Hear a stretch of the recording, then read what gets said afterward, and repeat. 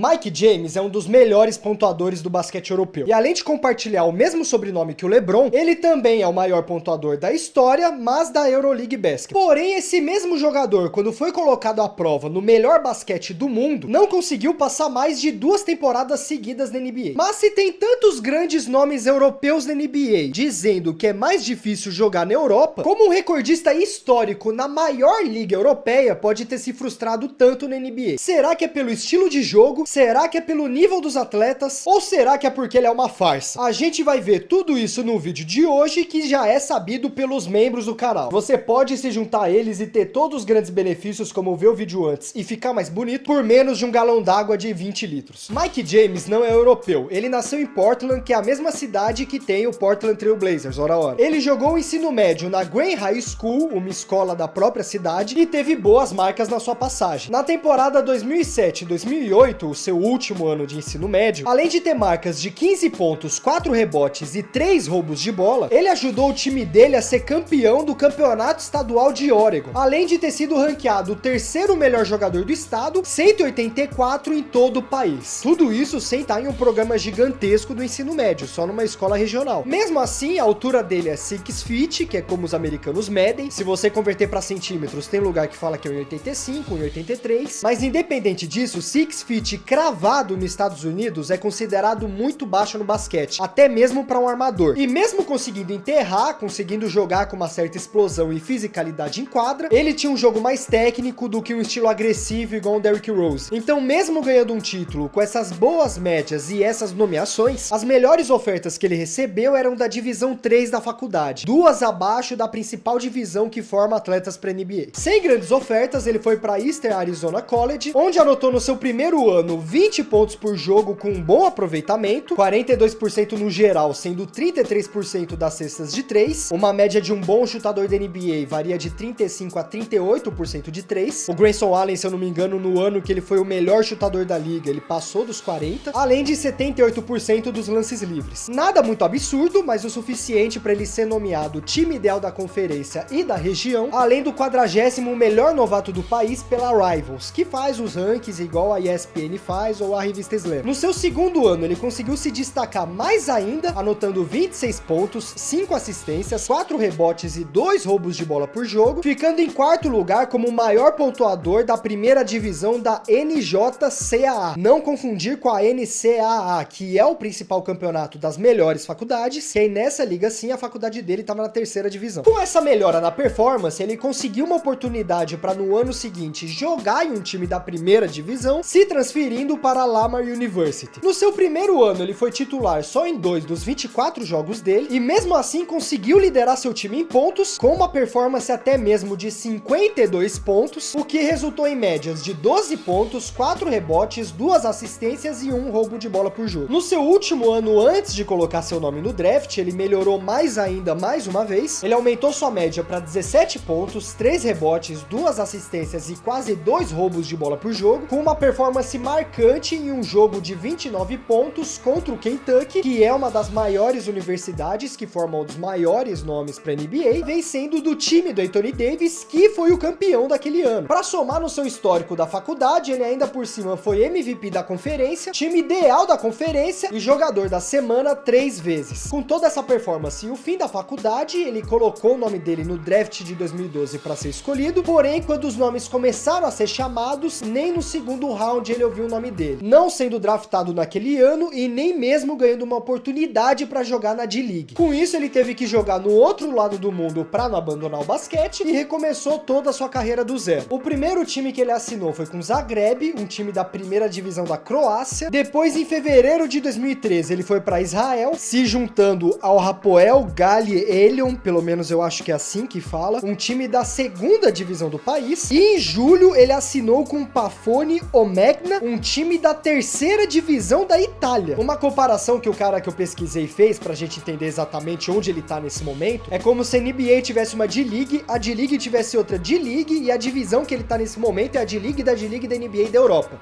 D-League, caso você não saiba, é a liga da NBA onde os times têm outro time para colocar jogadores que ainda precisam se desenvolver e ainda não são tão bons para jogar no time principal. Seria muito mais uma NBA 2 do que uma Série B, Série A, igual a gente vê no futebol. E esse era o nível que o Mike tava no momento atual da carreira. Porém, as coisas começaram a se encaixar na vida do Mike a partir de 2014, quando ele foi jogar no Colossus Rodou, time da elite do basquete da Grécia, onde ele fez médias de 21 pontos por jogo. Isso abriu portas para ele ser contratado pelo Baskonia logo depois, um time da Espanha que joga a maior liga do país e também a Euroleague. Porém, no meio de 2015, ele teve mais uma chance de ir para NBA, sendo chamado pelo Phoenix Suns para jogar na Summer League daquele ano, e mesmo com uma performance que impressionou até o Devin Booker, estrela do time, eles acharam melhor dispensar com o Mike ao invés de renovar ou jogar ele pro time da D-League. Mas eles acharam uma ótima ideia destruir todo o nosso futuro para contratar o Durant e o Bradley Beal. Torcer pra esse time é uma merda. Sendo dispensado, ele terminou a temporada com o Baskonia, fazendo médias de 10 pontos, 3 assistências, 2 rebotes e 1 roubo de bola por jogo. Porém, agora ele estava jogando contra atletas do topo do basquete europeu. O nível agora estava bem maior do que qualquer momento da carreira dele. Nesse ano, o Baskonia até chegou nas finais do campeonato, mas foram eliminados pelo Fenerbahçe, que foi liderado por um cara chamado Bogdanovic, o mesmo cara que faz dupla com o Trae Young no Atlanta Hawks, que já teve jogadores brasileiros como Raul Neto. Na temporada 2016, ele foi jogar no time que eu acho que se pronuncia Panathinaikos, um grande time da Grécia que também jogava na Euroleague, e lá ele estourou de vez. Ele não só liderou o time em pontos, como ele foi reconhecido como um dos melhores pontuadores da liga naquela temporada, além de na Grécia ter sido o MVP da liga, campeão da Liga da Grécia, MVP das finais e campeão da Copa da Grécia. Depois disso, em 2017, ele ganhou mais uma vez mais uma chance na Summer League, de novo pelo Phoenix Suns, mas dessa vez o seu desempenho foi muito mais absurdo do que em 2015, liderando o time em pontos e em assistências nesse campeonato, além de médias de 20 pontos, 5 assistências, 5 rebotes e 2 roubos de bola por jogo. Com isso, o gigantesco não foi burro e assinou com ele o primeiro contrato two-way na história da franquia. Pra quem não sabe, contrato two-way é quando o time da NBA pode puxar você pra jogar uma partida oficial com eles, mas originalmente você pertence à D-League, você não é um atleta oficial da NBA. Você pode jogar na NBA, mas você é da escalação do elenco da D-League. Mas, mesmo sendo um contrato two-way, ele só jogou na NBA, estreando na maior liga do mundo com 12 pontos contra o Trail Blazers, muito bom pra alguém que oficialmente nem é da NBA, e 5 dias depois, contra o Sacramento Kings, ele já estava como titular da equipe, anotando 18 pontos e 7 assistências. O desempenho dele só foi evoluindo, ele teve partidas de 20 pontos, quase teve partidas de 30, e com isso o Phoenix Suns decidiu renovar com ele por um ano, mas dessa vez no elenco oficial da NBA, que durou só 2 semanas porque depois o time dispensou ele.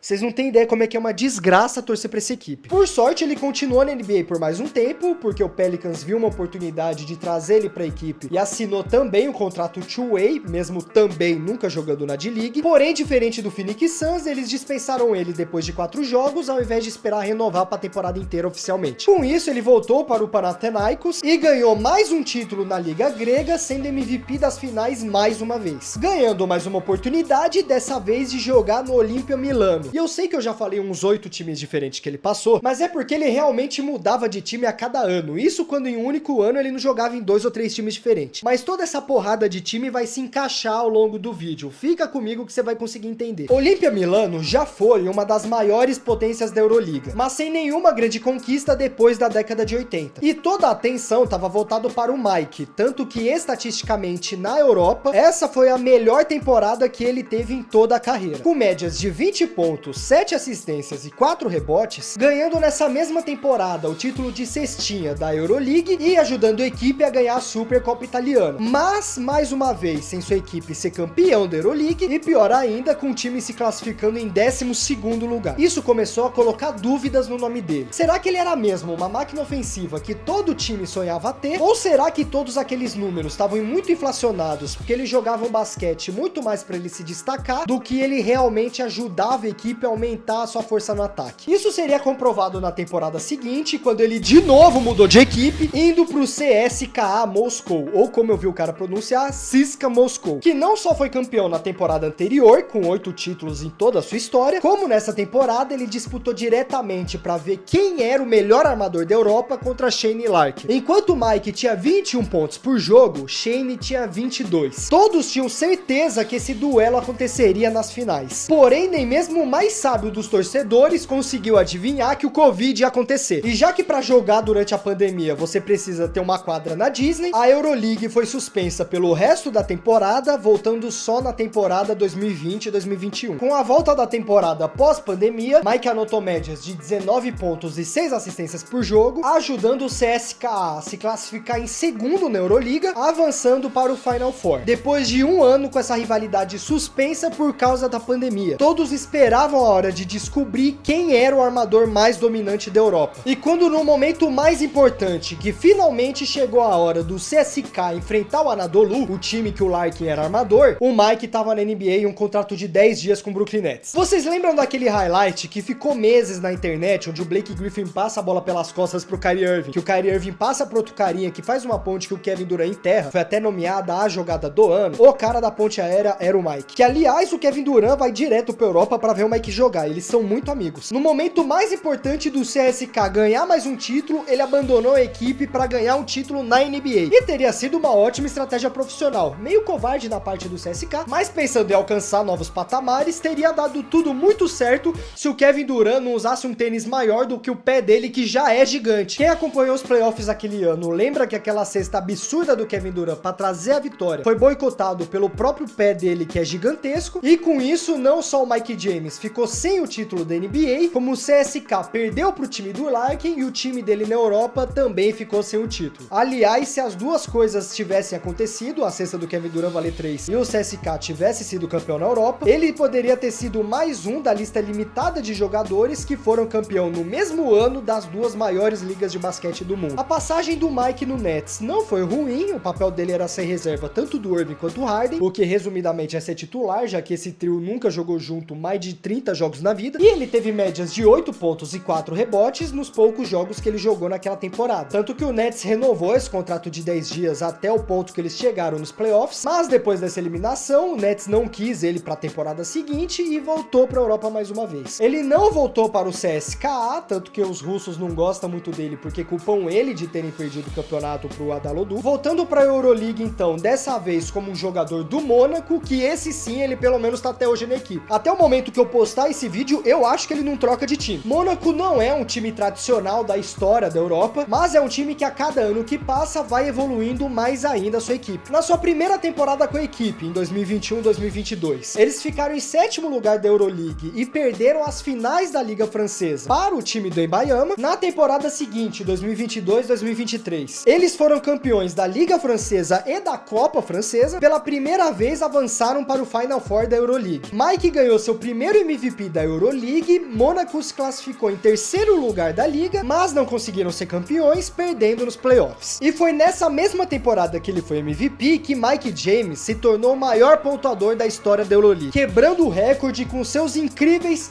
4.809 pontos. Agora, eu sei que 4.000 não é tão impressionante quanto 41.000, mas sendo justo para comparar a NBA e a Euroleague só joga 34 jogos em uma temporada, muito menos dos 82 jogos que os times jogam na NBA todo ano. Além disso, na Europa, o jogo é feito em uma quadra menor, com um tempo menor, é um jogo total de 40 minutos, enquanto a NBA joga 48, quase um quarto a mais do que é jogado na FIBA. E na Europa, eles jogam um sistema muito menos individual do que na NBA. Por isso que o Giannis e o Luka acham mais fácil jogar na NBA também. A Europa tem um jogo muito mais fechado, um jogo muito mais físico comparado na NBA aos últimos anos, e um jogo muito mais sistemático do que o jogo fortemente pesado no individual que a NBA. O próprio sistema da NBA favorece muito mais os jogadores que são bons pontuadores de 1 contra 1. Até um tempo atrás não podia se defender zona na NBA, e até hoje o pivô não pode ficar parado no garrafão. Na Europa, se você quiser meter 2 no Embayama embaixo da cesta e não deixar ninguém pra bandeja, você pode. Tanto que esse recorde do Mike foi quebrado em 258 jogos, 98 jogos a menos do que o último recordista, chutando um total de 33.335 arremessos, 34 arremessos a mais do que o último cara, com porcentagens de 50% das bolas de 2 e 34% da cesta de 3, além de 80% dos lances livres. O Mike não só chutou muito mais em bem menos jogos, como ele era muito mais eficiente em todos os outros cenários comparado aos últimos recordistas. Por isso que ele é considerado uma máquina no ataque. Ele não é um cara que forçou o jogo para ser centrado nele. Ele só é melhor em fazer cesta do que todos os outros jogadores da história da Euroliga. Tanto que ele conquistou esse recorde fazendo 16 pontos por jogo naquela temporada. Por mais que 16 pontos por jogo seja uma média que quando a gente ouve parece média de jogador de banco da NBA, se você pegar, por exemplo, o Luka Doncic, que toda temporada faz mais de 30 pontos por jogo, na época dele do Real Madrid, que ele estourou e tava ganhando de caras de 30 anos, mesmo tendo menos de 18, a média dele no Real Madrid foi de 16 pontos por jogo. Média idêntica que o Mike James teve na temporada do recorde. Então todos esses números não é uma questão de só ter menos jogos. O próprio sistema de jogo da Europa inflaciona menos os números do que a NBA. E se você considerar o tanto de vai e volta que ele fez em time e o tanto de vezes que ele saiu da Euroleague, é mais impressionante ainda ele ter feito isso em menos jogos. E provavelmente é por todos esses motivos que o Mike James não vingou na NBA. Mike James é um ótimo apoio ofensivo para vir do banco, ele provou isso durante a NBA. Porém, ele não tinha a defesa necessária para compensar a altura dele nos padrões dos times da NBA, e ele já era um jogador mais velho para os times terem interesse em investir nele. Quando ele saiu do Brooklyn Nets, ele já estava com 28 anos. Ele estava fazendo passagens na NBA com a idade de um veterano. E o rendimento exigido para as equipes que vão ter um cara chegando agora na NBA com a idade de um atleta veterano é muito mais acima do que ele conseguiu demonstrar. E tudo isso junto fez as equipes pensarem que mesmo ele sendo um jogador ofensivo, ele não era bom o suficiente para estar nos padrões NBA. A história dele não é tão diferente do Fred VanVleet, por exemplo, dois armadores baixos que não foram draftados, com um estilo ofensivo bem semelhante, mas o Raptors desde o início confiou no VanVleet e decidiu investir nele. Enquanto o Mike estava pulando de time em time buscando a melhor oportunidade para ele e não ganhou a mesma oportunidade de insistirem nele. Agora, com certeza existem jogadores da NBA que são piores que o Mike e são um banco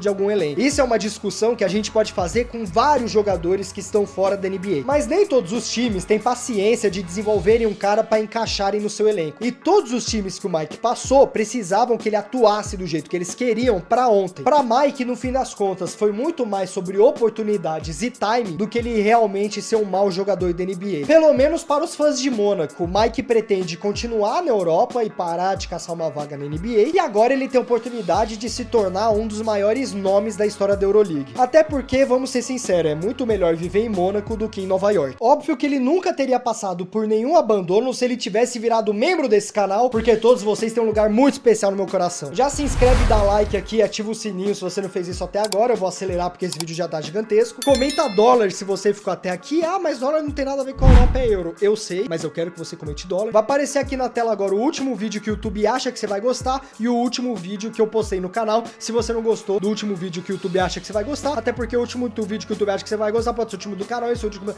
Só clique em algum e se inscreve, tamo junto, vira membro. Mais barato que €1 e que $1 virar membro do canal, tamo junto. Beijo.